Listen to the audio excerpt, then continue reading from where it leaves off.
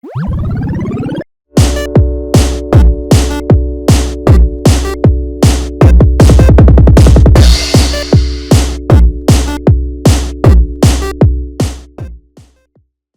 everyone, and welcome back to another episode of The Jug Show. So, what are we talking about today? What else could we be possibly talking about than the Fantastic Four trailer? So, we're just going to dive right into it. We're going to be chatting about the what I thought about it. We're going to talk about some theories. We're going to be talking about all different kinds of things. So, starting off, I want to chat about Ben. Ben's my absolute favorite character in Marvel, so I'm really excited to see this adaptation of him. So, compared to the previous ones we've had since for the first three movies, this one is the most comic accurate. And I have seen a lot of comments of people saying it's weird, it's bad compared to Michael Chiklis. Uh, I haven't seen anybody comparing it to Jamie Bell, and I'm kind of glad about that because that was not a good adaptation. But the thing is, the reason why it's actually really impressive is like the comic accuracy about it is impressive, but it's the level of detail we're going into here. Like you really also focus on the sounds of the rocks coming at him, and the voice. The voice. I'm not gonna lie, the voice threw me. It threw me through a loop. I was like, because you're expecting a deep voice, you're expecting a gravelly voice, but they kept Ebon's original voice, so you get a little shocked. But after chatting with some folks, after really thinking about it, I actually think it makes a lot of sense because, like, it really aids in the internal humanity of Ben, and that's why it's probably good to keep it like that because it's always just based off appearance when it comes to Ben. It's always just looking in the mirror. He's never mentioned anything about how his voice freaks him out or anything like that, and it could even aid in the idea on how much, like, just being what he is now could actually be shocking for him. Because like he wakes up in the morning, he's probably not feeling it yet. He could talk to him out loud to himself. He's hearing his regular voice, and then he looks in the mirror. It's always just going to be about looking in the mirror. So it's probably a good reason to actually have his voice like that. It's almost similar to his regular voice. It's just focused completely on his appearance. So I'm really looking forward to that. The comic accuracy, especially compared to Jack Kirby, and definitely aided by Alex Ross's designs. It's Jack Kirby's design, Alex Ross's artwork. Alex Ross's hyperrealism really definitely helps the idea of a detailed Ben Grimm, and it is originally a Jack Kirby design. So it's very respectful of the creator, who definitely modeled himself into Ben Grimm. So it's definitely appropriate. It's very good. And I'm actually getting really annoyed at some of the comments, especially with some people saying he should look like Korg from the Thor movies. And I'm just like, Korg is supposed to actually look like Ben. And besides, Korg looked bad. I didn't even know what I was looking at with that face.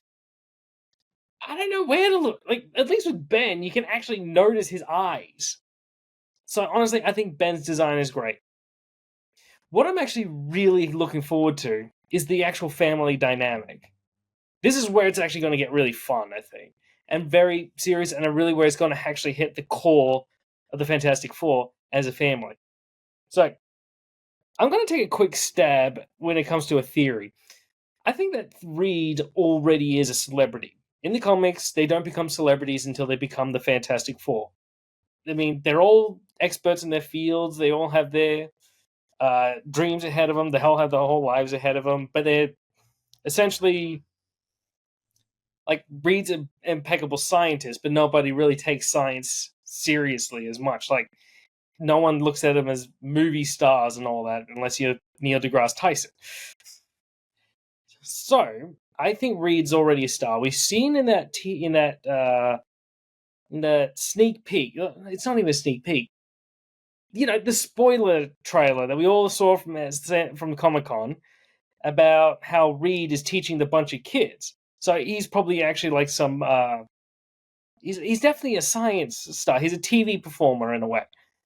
And the opening scene to the trailer being them doing some interview looks like the whole 1960s perfect family scenario. They all get together on 7 o'clock sharp every Sunday for dinner.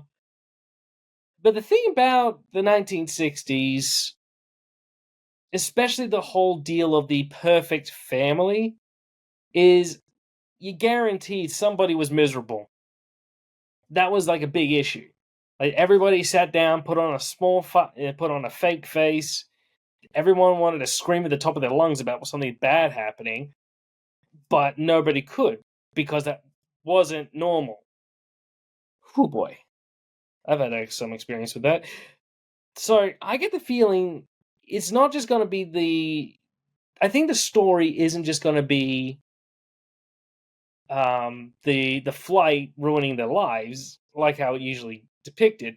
It's going to be the flight hurting their lives, but it's going to bring forward the actual emotions everyone's feeling. Maybe because like that's the whole point of everyone's powers. It kind of brings out almost like a negative aspect of themselves. That was always the story of their powers. Reed stretches himself too thin. Sue always felt invisible to everyone. Ben always had to strengthen and be the big tough guy, but he just really wanted to. Yeah, he just wanted to feel his emotions. Johnny was always a hothead. That's the only way he could emote himself. So I think what Shackman's going to go for is that we're going to have the perfect family dynamic, and the actual flight is what's going to be throwing a rock into it, and then we're going to have all the emotions pouring out. So the flight and that interview they seem to be doing is definitely going to be like a flashback. Every now and again, we're going to have characters probably looking at a TV or just having the flashback, thinking back to these moments, because you could definitely tell that's a previous version. That's something that's happening in the past. So one of the characters probably looking at that one, and either it could be the start of the movie. I don't know. So I think the deal is, I don't know if we're going to go back and forward every now and again. I think that probably is what's going to happen. Like that might be the first half of the movie. Every now and again, we're going to get a flashback to hear from Ben's point of view, flashback to hear from Reed's point of view. So I think that's what's going to happen. Especially, it's probably going to be mainly. No, all four of them are probably going to have a moment. Because, like I said, it feels like the characters are more in tune to their comic book counterparts. It might be only a minute and a half, this trailer, but you can really see that these characters are definitely inspired by the comics. Like, for example, like just this one scene with Ben. Yes, he's a big gravelly monster, but he's always just been that guy. He's always cooked for everyone. The fact is, he has to cook for everybody because it would be rude because he has to eat so much. So he's just cooking with Herbie, and I don't know if they did this scene because Ben does cook a lot or because of the Bear series. I haven't watched it, but I know that's where it's really been pushing Ebon as an actor. And either way, I find it funny. It's very good. I really like it. And I've watched it so many times. I've repeated it again and again and again. I've memorized every little sound of those rocks, every little chip and clunk and all that type of stuff. I've got that all memorized. With Reed, you're definitely seeing his guilt personified. He's just seeing, well, not personified, exemplified.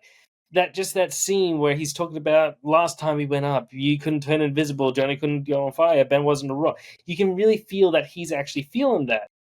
He's definitely feeling guilty about what he did, and he's probably feeling guilty because with Galactus, because they're probably going back into space, and he's probably feeling guilty because he's probably put them in that position again.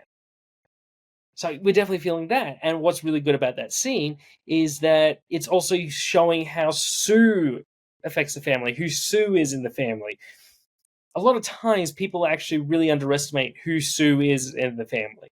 So Susan acts as the glue. She's the center and the heart of the Fantastic Four. She's the reason why the family has stayed together so much. And we're definitely seeing that here. She's the one who knows who every single member of the family is.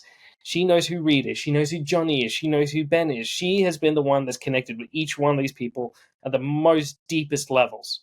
And I'm really feeling that is being pushed forward with the fact that she is bringing up that she knows who Reed is, she knows who Ben is, she knows who Johnny is, and that's in that movie. And she's the one that takes Dominic Toretto's very biggest lines of "as a family." Oh, when the movie comes out, there's going to be so many of those memes, isn't there? So we didn't see much of Johnny though, but the fact they used this scene where he's flying all the way up to space and falling himself down, that's actually even also from the comics in a couple of every now and again.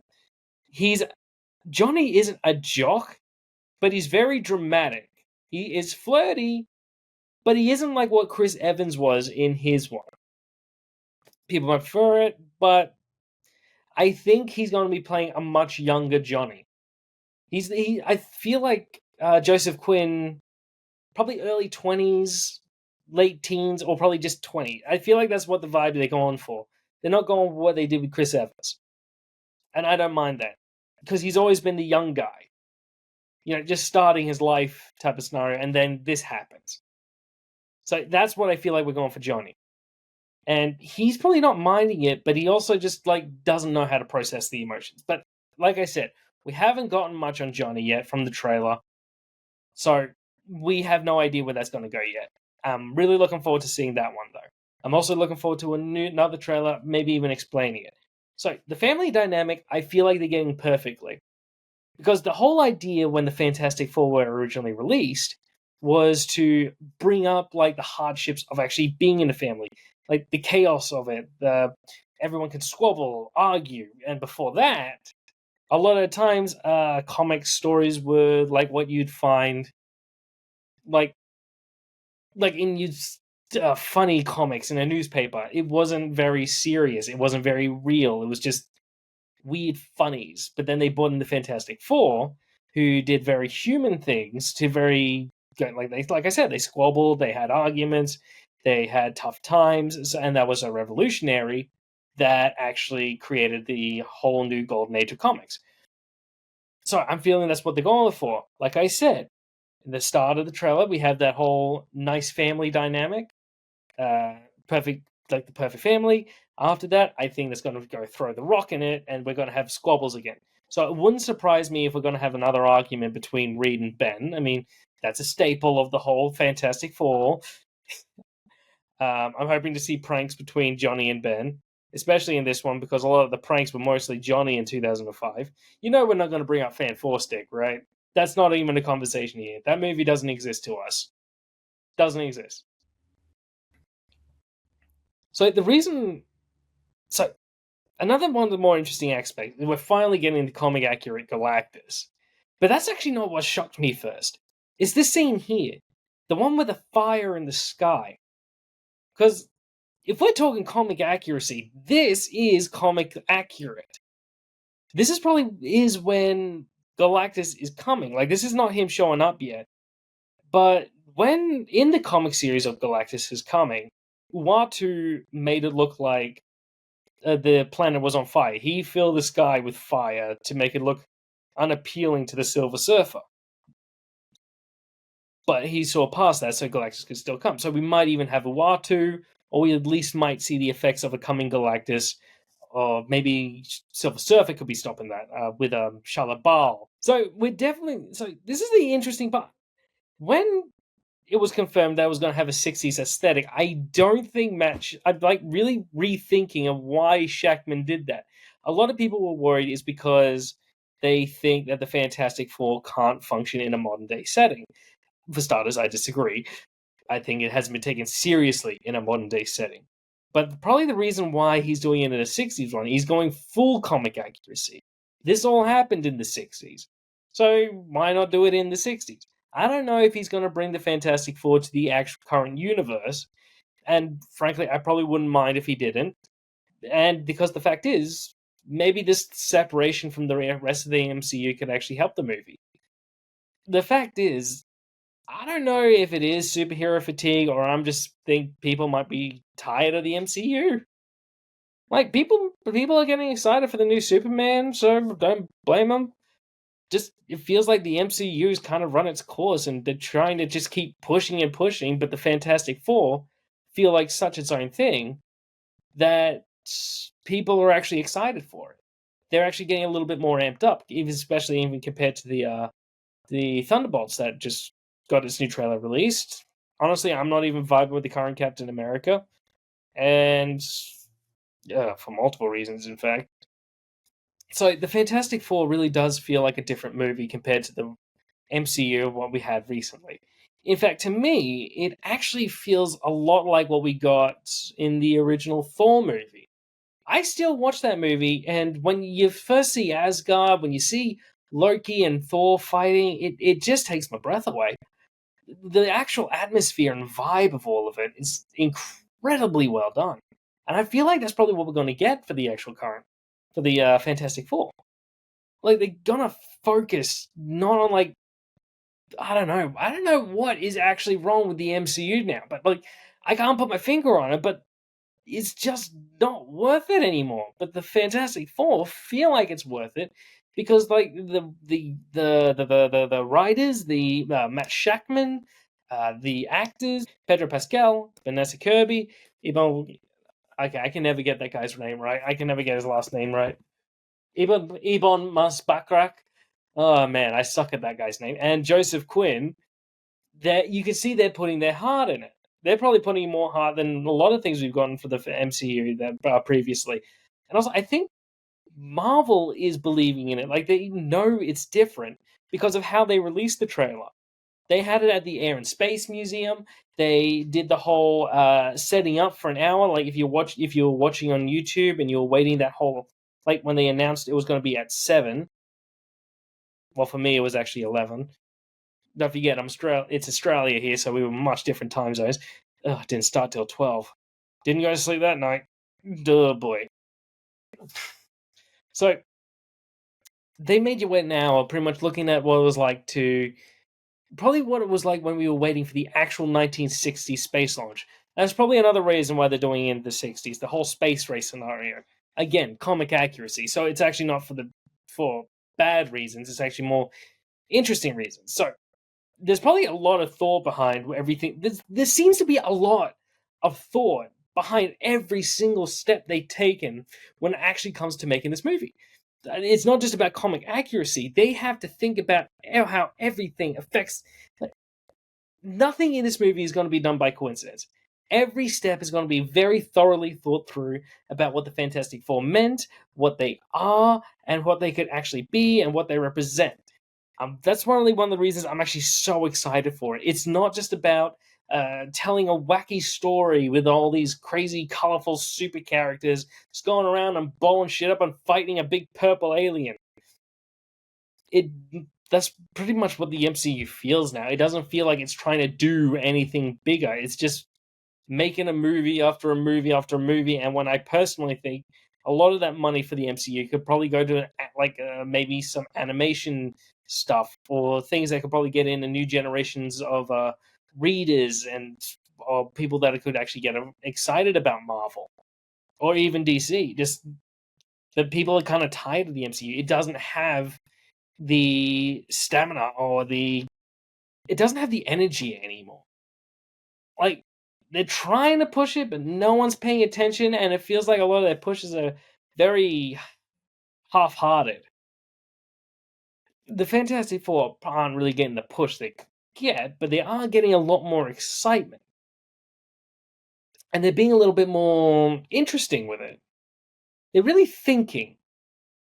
And I don't know where exactly this has been, but they're definitely treating it differently than the rest of the MCU. And I'm really appreciating that. This is going to be a very different movie than we've gotten from the MCU for a very long time. For starters, like I said, comic accuracy. The design's very accurate. The only inaccurate part is Reed's mustache. But I do not have a problem with that. I think Reed should have a mustache. I full on miss his beard. Why can't Reed keep his beard? Let the man have his facial hair.